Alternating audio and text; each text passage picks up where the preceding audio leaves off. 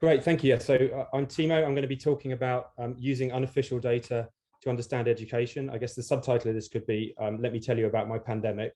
I wear several hats. As a non-executive director of SAGE, I'm one of the instigators of this event, but today I'm speaking to you about SchoolDash. I'm the founder of SchoolDash, a London-based data analytics firm that focuses on education.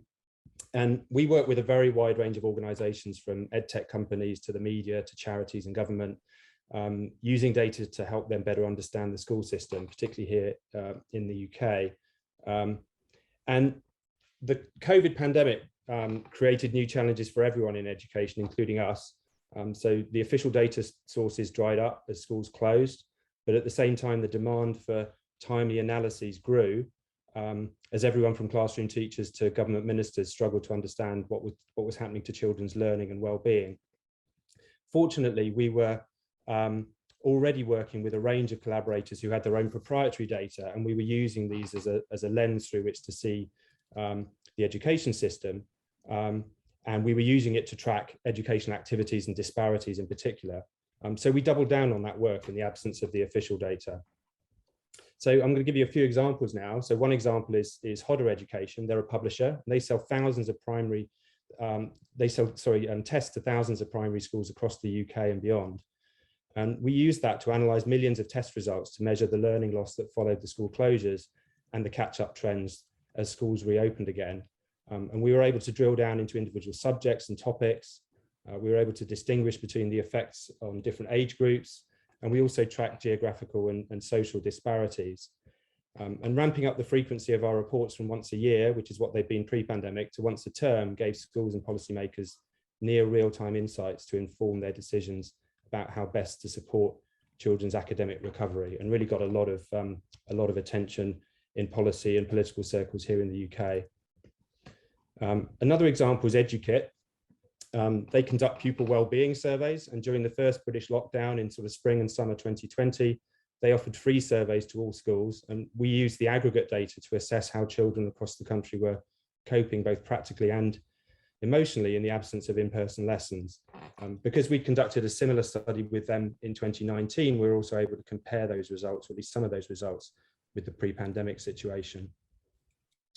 Another example, since so many children were learning online, we also collaborated with Nesta, that's the UK's innovation agency, and a large group of EdTech companies to analyse their activity data. And doing that, we were able to do things like track indicators of things like pupil engagement and access to technology. So for example, we could see that initiatives to provide computers to disadvantaged children seem to close the technology access gap. That's the top left chart here. But the engagement gap, which is the bottom right chart, remained wide open. In other words, poor kids who logged in became more likely to be using a laptop, but poor kids remained less likely to log in at all. And obviously that has implications for policy to try and rectify that. Many of the results we have were relevant to, sorry, let me just move on to the next slide. Many of the results are relevant to education issues well beyond the pandemic. Just last week, we published an analysis of 100 million quiz responses from Oak National Academy. Oak is a government-funded website that was established during the pandemic in 2020 to provide free video lessons for school kids. And our study, we've done a couple of studies with them now, and we'll be doing another one later this year. But this study revealed just how well different age groups understood and retained knowledge across a wide variety of subjects and topics. So this is a general issue, not just one related to the pandemic, but the fact they were studying online meant the data were available to be able to look into this. We've only scratched the surface in this analysis, but this might already, we think, be the largest study of its kind ever conducted in the UK. It's important to say that all the data we receive are anonymous with respect to individuals, and the analyses we publish are anonymous with respect to schools too. So we're trying to shed light on local and national trends. We're not trying to call out anyone for under or overperforming.